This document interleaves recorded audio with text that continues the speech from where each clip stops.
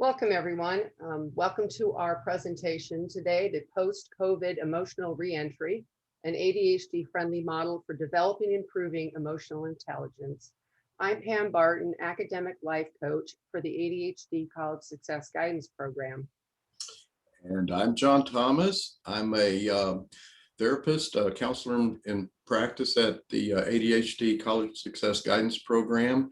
And what we'd like to talk with you all about is has to do with the experience of re-entry from the pandemic for people who have ADHD. How is it showing up emotionally? How is it problematic?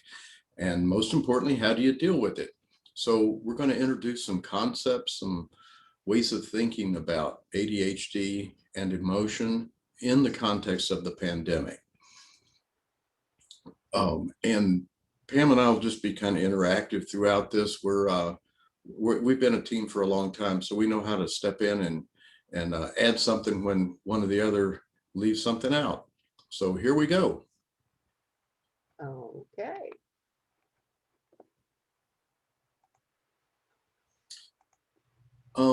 Again, what we want to do is talk to you about how this is affecting people with ADHD, and especially students, young adults and adolescents, and what you can do about it. So, Pam, what are we specifically doing here? So we want to have everyone get some objectives and outcomes for the lecture, obviously some takeaways. And what we're going to do is identify the feelings associated with re-entry into the world, how to monitor and manage those emotions, explain what theory of mind is and how people should be aware of and how to navigate in the interactions with their teachers, their friends, and other people. We want to teach how students and other people can inventory their stress wagon, which we'll explain what that is, and make sure that it's not too much for that person to handle, that it's a reasonable amount of stress. Utilizing calming techniques to slow down your thoughts and emotions so you can rethink your responses. So that's what we're going to be doing today. So coming back into the post-pandemic world, which is where we're all heading fairly soon, and in some ways have already begun, is like stepping off a spaceship into an unknown planet. That sounds strange. We're just stepping back into our world, but you know, we've been in a very different world for the last year. And so while it's the same place we're stepping into, we're different. And there's a different interface, and we need to account for that somehow, especially people with ADHD. So as you may know, people with ADHD have a hard enough time relating to others and interfacing with the outside world at times. And the pandemic has really increased the anxiety of going back to the world that we all used to know, whether it be school, church, other friends, and other relatives as well. So what we've done is just from our observations, the work we're doing with people at this point, at this real critical point in reentry, we've noticed many different ways that people respond. And we've kind of grouped them into some categories here. And they kind of sound strange and interesting as we introduce them, but as you hear more about them, I think they'll make sense to you. First is there's introverts in a perfect world that is now turned upside down. Second is what we call the rubber band effect. Then there's just a usual way of being overwhelmed by what we call 3D stimulation. Right now, you're seeing us on screen. We're 2D, and 3D has some stark differences. Then an area that we call sharky waters. And finally, how people are effectively fragile, resilient, and anti-fragile. And we'll explain more about what these mean and how to utilize them. Starting off with introverts. I've heard some people say, I'm coming from a perfect world back into a frightening world. For introverts, the pandemic meant that they could engage with people when they wanted to. And that engagement could be highly controlled on a screen at a click of a button. And that in many ways was perfect. Now they're going back into a community of 2,000 other students. And it's, it was a little unsettling before, but now in the span of a year, as they come to know this perfect world, it's much more unsettling. The rubber band effect. Well, this is the opposite of introverts. If you think about the pressure that extroverts have been under, that is, as introverts are people who recharge their energy by being alone, extroverts recharge their energy by being with people. So there's a lot of recharging that's been missed out on. So if you think of it like a rubber band, you pull a rubber band back, that's how people have been. They've been stretched and stretched with their need to be with other people. Now, you let this rubber band go, it's going to fly not just the foot that you pulled it back, but probably 20 more feet. So this is an effect that some people are having. They're going out too early into the world and reassimilating socially and overdoing it. And in some cases, they're doing it to their the detriment of their health. We're noting that some of the COVID variant strains are especially hitting young adults. Already encountered some people who've in their early 20s who've gotten COVID, and at least 2 of them been hospitalized. And this is all because we're sort of jumping the gun and getting back out. But think about this in terms of college. There's this, there's a normal rubber band effect when students leave the structure of home and school, high school, and the familiar environments, and they're off on their own somewhere else in college with all this new freedom. There's a natural rubber band effect. Now add to it the effect of the pandemic, and wow, what could that be like? So it kind of begs the question of, well, what do we need to do to help prepare people for this this return to quote normalcy? In this case, the extroverts. In the previous side, the introverts. For introverts, going away to college after being in their perfect world is going to be have an even higher impact. So the third area, I call this sharky waters, and there's a reason that that popped into my head, because I remember an interview with a group of people who had been some years back, who'd been out adrift at sea, and they were living off this makeshift raft, and for at least I think 2 weeks. And during the interview, someone said, well, what was the scariest part of your experience? And he said, well, it was that 5 minutes at the end where we had to swim from our raft to the ship. And the reason it was scary is because for 2 weeks they had no end in sight. They didn't know if they're going to be rescued, and thus they had no hope. The moment they saw the ship, they had hope. And so with that need to swim through waters that could be dangerous, in that last 5 minutes, that was what that had the greatest amount of fear for them, because they were at risk of losing the possibilities of rescue. So now we're in this period in the pandemic where we see the end in sight. And a year ago, we were at the beginning wondering where the middle is. Now we're in the middle saying, hey, there's the end, it's coming up. And beneath that, there's this unspoken, sometimes anxiety that we're not aware of, and almost a floating anxiety that has to do with, hey, we're near the end. Hope is real, and recovering from the pandemic is possible. So that's one that's real important to tune into, because it's not going to jump up and like the rubber band example. So there's a typical being overwhelmed by 3D stimulation that everyone's experiencing to some degree. I remember the first time I saw someone in my office after seeing them on Zoom for months. I was near tears when I saw them. When just being there was just very powerfully intense. After being with my own pod of people, the same people, and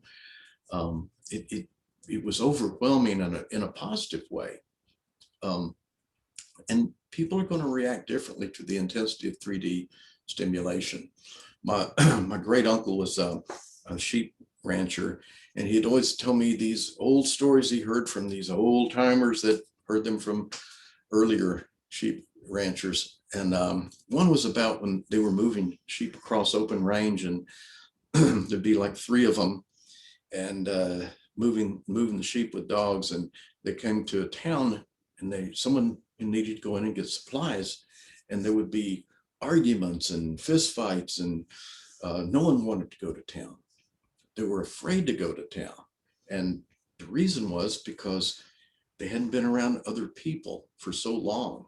And so they'd go into town, and for the first day or two, they would just kind of hang out, skulk around the back alleys, and kind of get used to being around people. So, and this was just, usual people, not necessarily introverts. So it's important that we understand that to some degree, we're going to have an intensity of emotion just through the stimulation, this new stimulation. And we'll define more of how we'll know what that emotion is a little bit later in a few slides forward. So I'm glad that you brought in that this isn't just an issue for what we would assume an introvert individual. I mean, this stimulation would be mind-blowing, but you're also saying this also is a factor in the rubber band or extrovert, that they also get overwhelmed by the 3D stimulation of the world that they're re-entering, right? Exactly. And the more we get into it, like all at once, the more it's the greater the impact. As we ease back into it, that's a way of managing it. And we're going to talk again about some more ways of managing it when we get into the emotional intelligence piece. Okay, let's continue.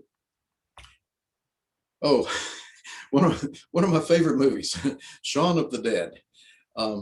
This illustrates some concepts of how we can respond to crisis.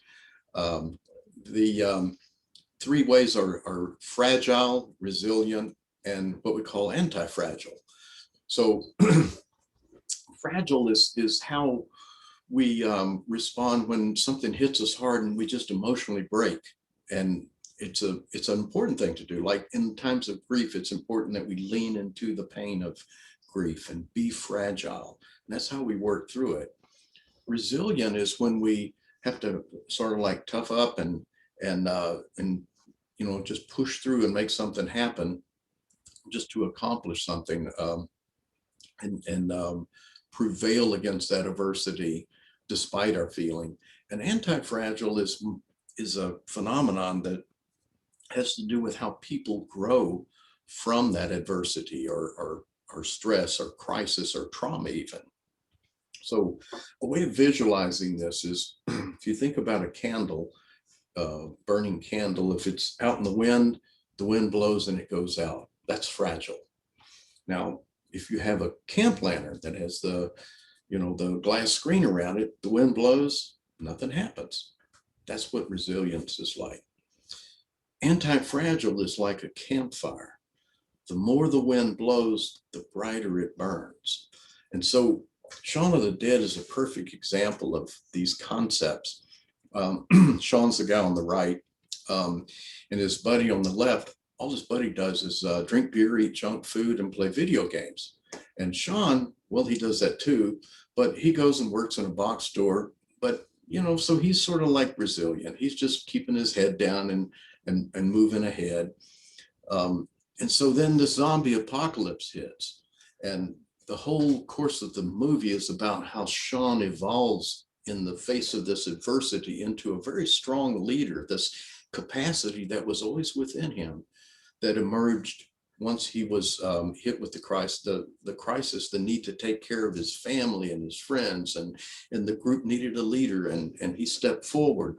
Well, now his buddy on the right, he got bit by a zombie and became a zombie, but Sean couldn't bring himself to kill him, so he just chained him up back in his shed, and he just kept doing what he was always doing: eating junk food, drinking beer, playing video games. I guess that's fragile and resilient together, but it certainly isn't anti-fragile. Yeah, and I like at the end too with Sean, prior to this one clip where they're playing video games, he's in his apartment with his girlfriend and they're having coffee and being very civil. And then he's on his way to work, but then before he stops off to the shed to play a few rounds of video games with his friends. So he has this live-work balance where he's bringing himself into this, the anti-fragile leadership role in his life. When before, in the earlier parts of the movie, he was really kind of a victim and he wasn't very strong-willed. So it's a really good movie. And so what you're saying though, Pam, is that the anti-fragile, it emerged for Sean during the crisis, but he integrated that into his life beyond the crisis. He carried it along with him and it enhanced his being. Yeah, he didn't shrink back into what he was before. He became something better. So, cool. Yay, Sean. All right. So we're talking about emotions and how we're responding emotionally to a crisis. And emotion can be a stressor. It is a stressor. But there's also a term called eustress that's emotion about positive events. Now, we're going to experience both stressors and eustressors as we reemerge. And the thing about eustress and stress is that our body doesn't know the difference between them. So it's going to have an impact unless we tune into that impact. And this is a real important piece for people with ADHD, because in our inattentiveness, our impulsivity, distractibility, we do tend to overlook the importance of emotion. And so what we're wanting to talk about is some ways that we can bring in an awareness of emotion and make it more of a gift of ADHD or a superpower, as we like to say, versus a problem. So with emotion, the bane and the joy of our existence as humans is that we can and usually do have all 5 feelings or all emotions to some degree going on within ourselves. And you said all 5, so that supposes that there are just 5 emotions, and that's what we do in our model. Is that for the sake of simplicity, to be able to grab a word, we break all emotions down into 5: glad, sad, mad, afraid, ashamed. And any of the thousands of feeling words can be dropped under those one or more of those categories. But having one that you can grab real quickly is very, very important. Yeah, so there they are right there in their glory. So yeah, those 5. And this is a great way of calibrating emotion. We use this in our program, but we, of course, encourage everyone to have some sort of model to this effect that helps them check in with emotion. So the glad, sad, mad, afraid, ashamed. In this example, you'll see the little red highlighted. And this would be as if somebody were to have marked what their day was or how they were feeling at the moment. So 10 is the most intense feeling, and then 1 is the least. So if I'm a 6, I'm kind of in the middle of glad, I'm just sort of there. If I'm a 9 for sad, I'm feeling pretty strongly that sad is a big part of what I'm feeling. So it helps break apart the emotions and let people check in and give it a number and a ranking that they otherwise wouldn't really self-reflect and really focus on otherwise. And once then you do have these numbers, then you can, the next question is, what sad is the biggest feeling? What is making me sad? What is causing the emotion? Yeah, so instead of just saying, how you feel today? Oh, I feel crappy, or I feel great. This is more of a detail about, well, here's specifically how I feel, and to what degree am I feeling it. So it breaks apart this, as Pam is saying, all those feelings that we have at the same time that can be confusing and overwhelming. This sort of delineates them. And so the question you posed, Pam, how do we create these feelings is the next important question to ask and answer.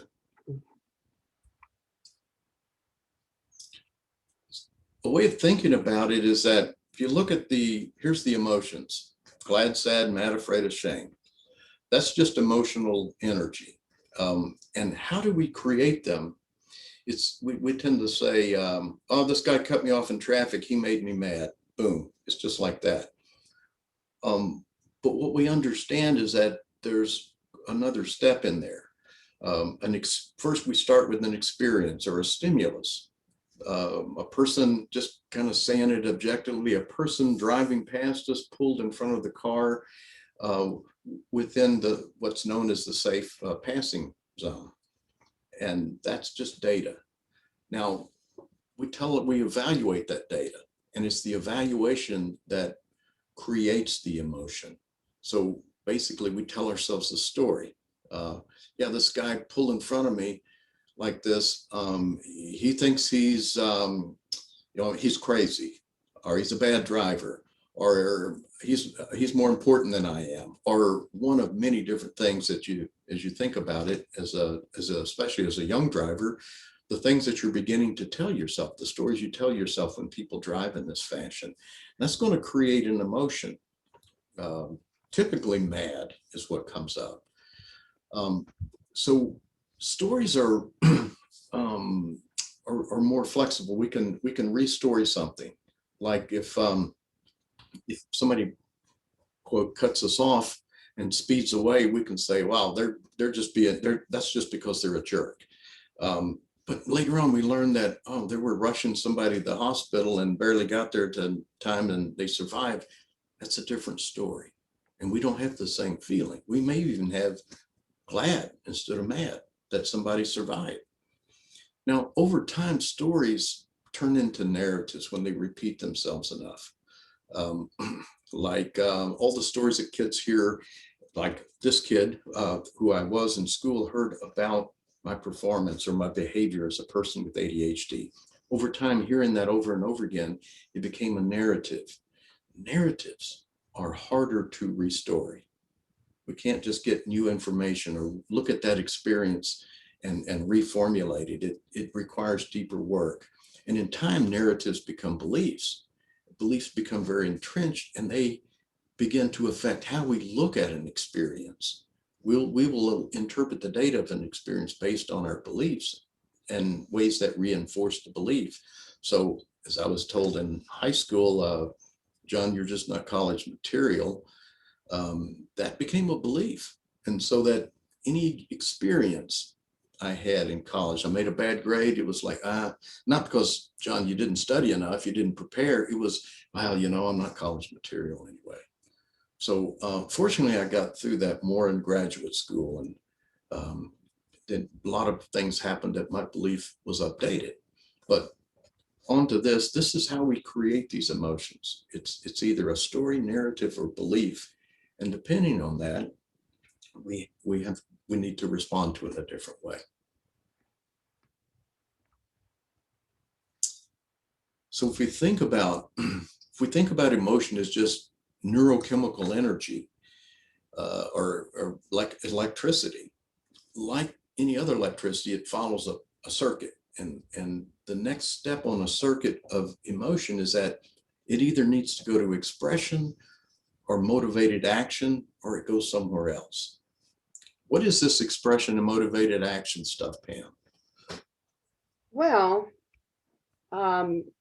you got this neat picture for it. Oh, let me flip it over here. So here's this guy on the left, like he's doing the expression and a motivated action. He's like throwing up his hands. He's we can see, like, if we're sitting across the room, that this guy is really upset, and maybe he's gonna throw a book at my head. I don't know, but he's emoting. He's like, he's disappointed and frustrated about his grades, and he's really sick of studying. So that's pretty obvious. And that can be a positive or negative depending on your point of view. As long as the book doesn't fly in my face, I'm fine. Or don't break anything, that's fine. And then the guy on the right is, he's expressing his emotion. He's sad that his grades aren't good. But what he's putting the focused action into, the motivated action, is he's working with a tutor and he wants to change the direction of his grades. So he has taken action, but he's also able to say and express that he's sad about his grades instead of hiding them inside. So it's easier to judge one as being not as useful and effective as the other. So the way of thinking is when we're tuned into the need for this expression or motivated action, we can make some choices more about how we express or how we act upon that emotion. Yeah, and if you don't do the expression and motivated action, what is the next thing that happens? Yeah, that's not so good. If you don't put it into expression or motivated action, it goes into what we call the caldron. Yes. So all of the different emotions, even glad emotions, when they're not expressed, go in and become stale in this cauldron of emotions. And eventually, when this cauldron fills up, it's going to spill over. And all like somebody whose cauldron is too full of anger, you just bump into them a little and that emotion splashes out on you. Yeah. So. And it leads to long-term stuff. Yeah. Like if you got too much sad in the cauldron, it can be depression. Too much afraid becomes anxiety. Too much mad, interestingly enough, can become depression. Mad's the only emotion that needs a direct object. We get mad at things. We don't get afraid at things or sad at things we're afraid of. But the direction of mad needs to happen such that if we don't direct it, it will self-direct and become a form of depression. And as Pam said, even too much glad can become stale and turn any of these emotions turn into a kind of a bad witch's brew that is difficult to have to lug around. Indeed. So speaking of lugging things around, this is a way of thinking about the stress that we talked about earlier. Stress comes from the just the stuff we have to carry in life, the heaviness of our being, which could be our family, job, academic, school. All of these things think of them as objects we carry in a wagon, and there's only so much we can carry in a wagon. And once it gets overloaded, things go awry. We either break down and the wagon stops, or we keep pulling, pretending that we're getting somewhere until we drop. Sometimes people turn around and look and say, oh my God, I didn't know I was carrying all of this. Where did it come from? Sometimes at that moment, people will just empty it in frustration, or they may say, well, let's see what's most important here. Let me shift some things around, that kind of stuff. Now, when you add the cauldron, as we just talked about, the cauldron of unexpressed emotions on top of the stress that Dr. Thomas just explained, the stress wagon, you're putting even more of a burden on the student or individual who's already just trying to manage, or maybe avoiding managing what's in the wagon as far as all the things in their life that are coming to a head. And so then we've got this expressed emotion also on top of it, and it's just too much to carry. So this is the outcome. Just when you thought you were going to be able to pull that heavy wagon over the finish line, all of this emotion becomes the extra weight that kind of puts the kibosh on that. So yes, it's really important to turn around and sort of ask yourself, what's in my wagon? What is the most important thing for me to be paying attention to? How do I categorize the things in my life to make sure that there is an hierarchy, so to speak, of what's important? Because people with ADHD tend to put everything on the high alert, and they have to kind of be able to pick apart, like, when does this have to happen? Maybe it doesn't have to happen today. This happens today. This doesn't happen till next week. So that's something I can move down the road, and make sense of all of these things that need to be managed in addition to emotions as well. What's kind of scary is when you get a high school or college student to do the kind of draw the picture of what's in their wagon, and you find out a big block of stuff is computer games or socialization, and they say, whoa, I didn't know I was spending this much time. And when you add to it, something suffers then, either their academics, health and well-being, that sort of thing, sleep. So having a balanced wagon is a real important thing.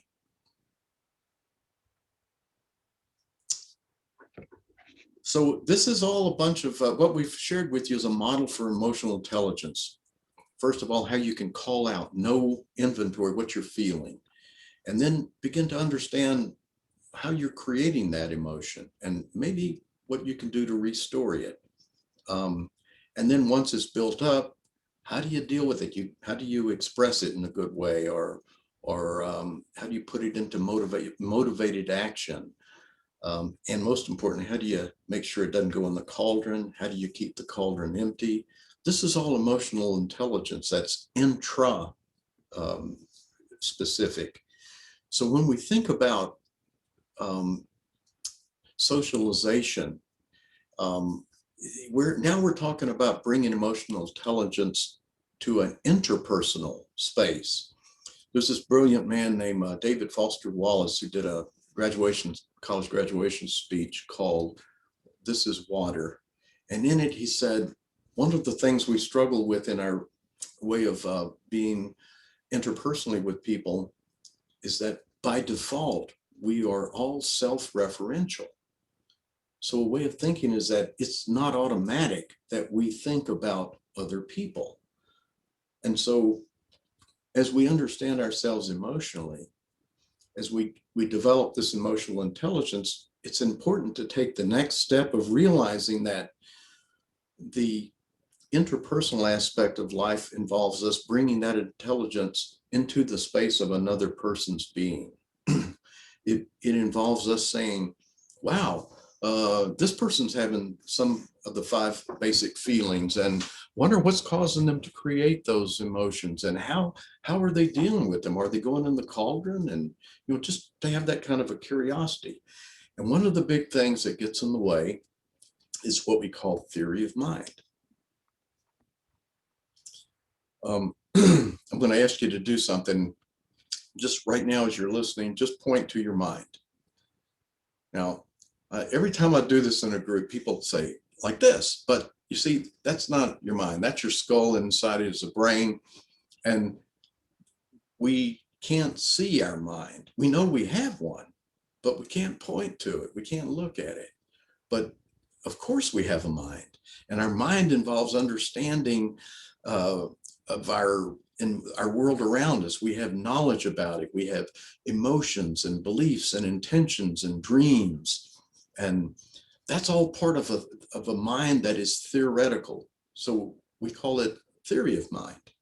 And when we're coming from a self-referential place, it's hard to acknowledge that other people have a mind. And yet that's what needs to happen in order to be socially intelligent, socially and emotionally intelligent. This movie, this slide is from a movie called E.T., which if you haven't seen, one of the greatest movies all times. This young man on the left, Elliot, saw E.T., this extraterrestrial, as another mind, as another entity. All the scientists saw him as some subject to be dissected and studied. And so these scientists weren't giving him the respect of other-mindedness. Now, there were times where E.T.'s mind and Ellie's mind linked together. There's a scene where E.T. breaks into the refrigerator and is drinking beer, and Elliot's away at school acting drunk. That's what happens when minds converge, and that's the opposite. It's like, not only does this other person have another mind, but oh, that's my mind too. So theory of mind involves this boundary where we understand I have this set of experience, the other person has this experience, and I want to tune into that.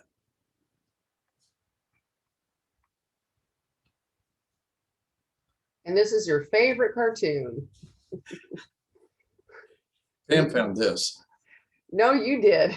Oh, I I did? found another one that was that I liked better, but I put this one out for you. Ah, because you have theory of mind. You knew that it mattered to me. Thank you, Pam. Yeah. So that's a funny one.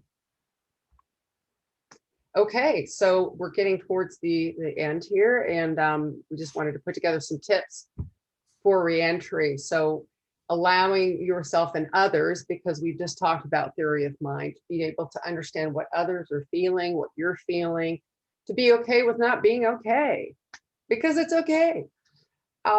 It's okay. This is a hard time. It's different. We've never experienced this before. We've never been like, quarantined in our houses and prevented from being out in the world. And coming back into that is just going to be such a bizarre experience, really.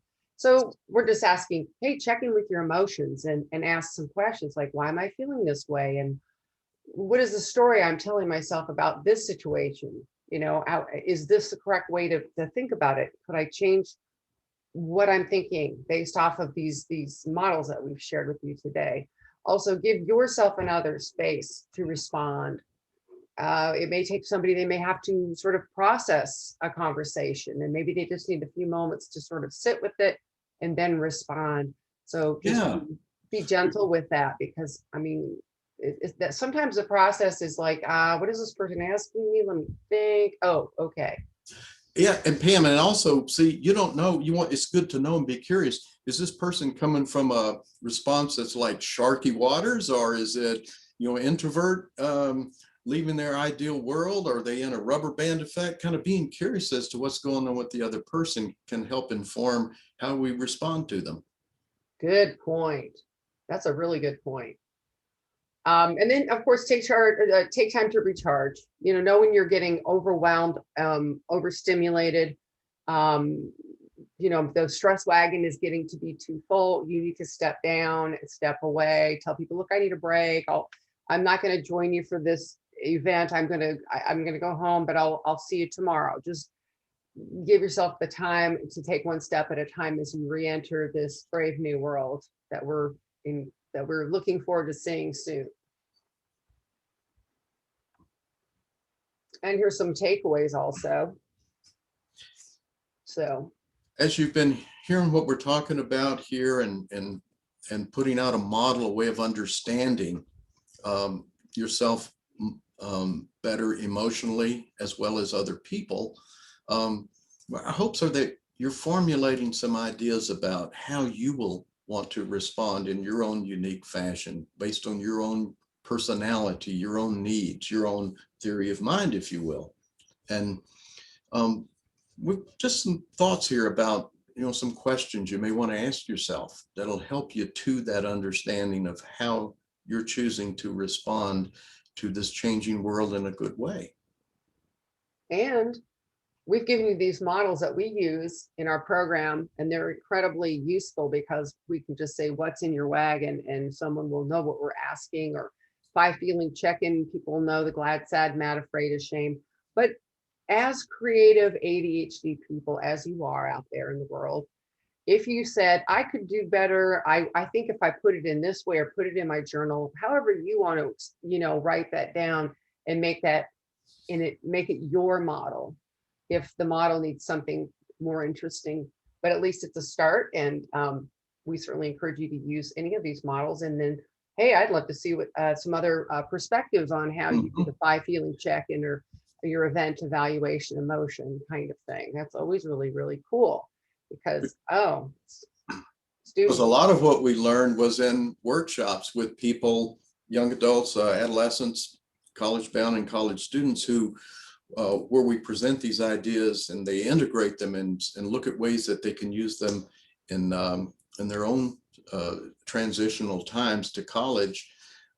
They've come up with brilliant ideas and probably some of these that we're giving you now are informed by those good ideas. So Dr. Thomas, he has written this book that has encapsulated all of these models and more models that we teach in our program. And it's available on Amazon, and it's very useful. And the illustrations are done by students from high school and college, which is really exciting. Yeah, people who've been through our workshop contributed the artwork to the book as well as the ideas. The book reflects some 30 years of experience I've had in working, well, first with myself as failing the first semester of college and ultimately getting my doctorate. Some of the things I learned through that and what we've learned, Pam and I, from other people as we've moved along, that works, and the unique perspectives on challenges people with ADHD experience in their transition.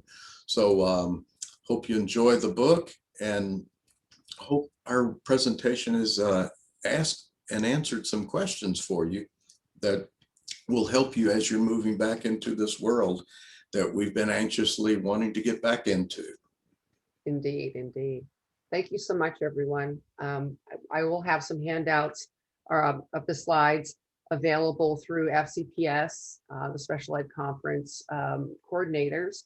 So hopefully, if you're interested in receiving the slides for reference, by all means, reach out to them and we'll make sure you get those handouts. Thank you, Pam. Thank you, John. Take care, everybody. Enjoy the conference.